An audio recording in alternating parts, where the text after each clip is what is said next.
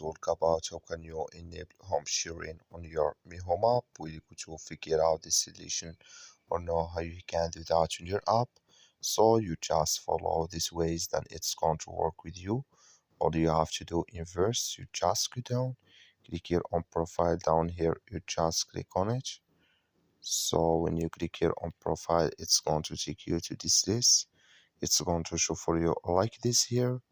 Then you click here on additional settings, you just click on it here. So then it's going to take you to accept here. It's going to show for you like this. Then you click here on notification settings here.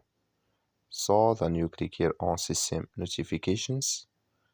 You come here to home sharing, click in this sign. Like you see here, this color show for us has been home sharing enabled with us now. That's all you have to do. That's all. Thank you for watching. Don't forget to support us by liking, subscribe.